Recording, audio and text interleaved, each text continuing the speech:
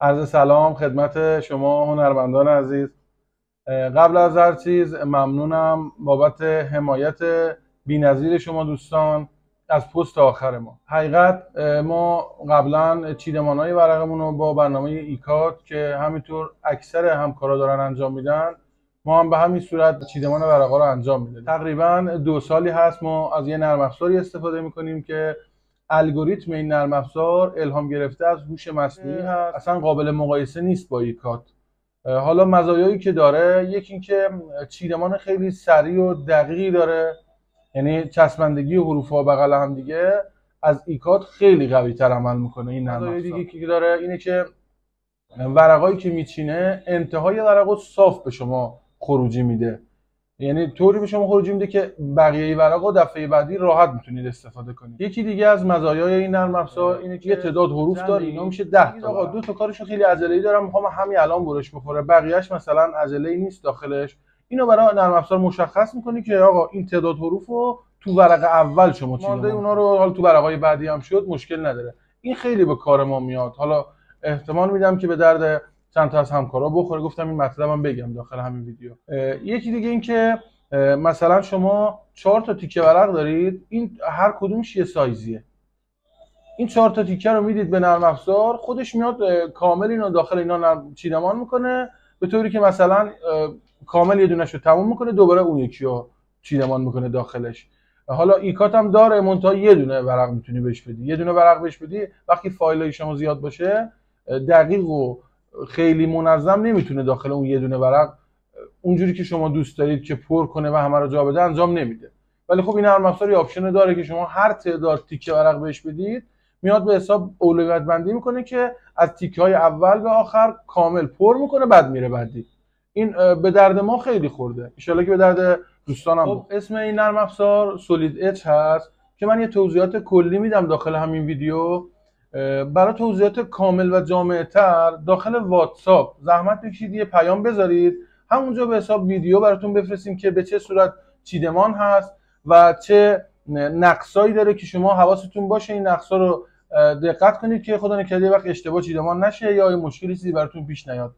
در کل من به شما بگم که ما 2 سال اصلا از ایکاد استفاده نمی‌کنیم. یعنی وقتی شما با این نرم افزار چیدمان انجام بدید، اصلا به صرفه نیست بخواید با ایکاد چیدمان کنید.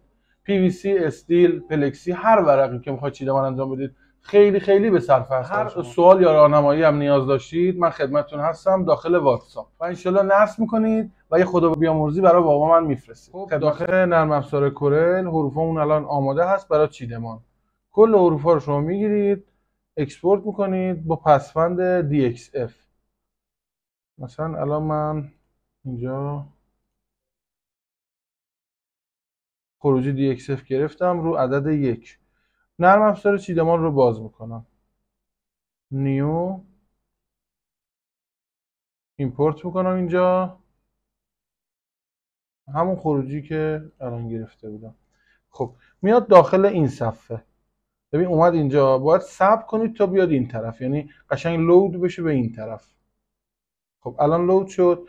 بعد اینجا 2 تا رنگ کارتون مشخصه که اینا رو حالا به حساب جزئی ترش رو داخل اون ویدیو میگم خدمتتون. خلاصه اینجا میخوام توضیح بدم. گزینه بعدی میاد این سمت، کل آبجکت ها رو میگیریم. اینجا آپشن روتیت داره، یعنی 90 درجه به چرخه. من بهش گزینه انی رو میدم، یعنی هر سمتی به چرخه، هیچ مشکلی نداره. خب الان اعمال شد. اعمال که شد، شیت، زبانه شیت، اینجا ورق براش مشخص میکنیم، مثلا ورق پلکسی 122 در 183.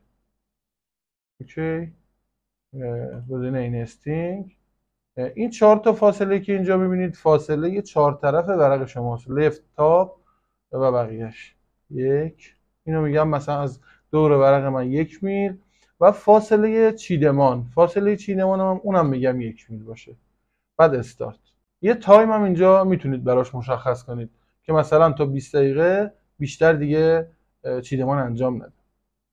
خب این شروع میکنه به چیدمان. ببینید میبینید ورق آخر رو داره به این صورت میچینه، به این صورت میچینه. حالا اگه خواسته باشید از پایین به بالا ورقتون ببونه، اینجا یه استاپ میکنید، روش چیدمان رو تغییر میدید اینجا، دوباره استارت. ببینید به این صورت اومد چیدمان کرد.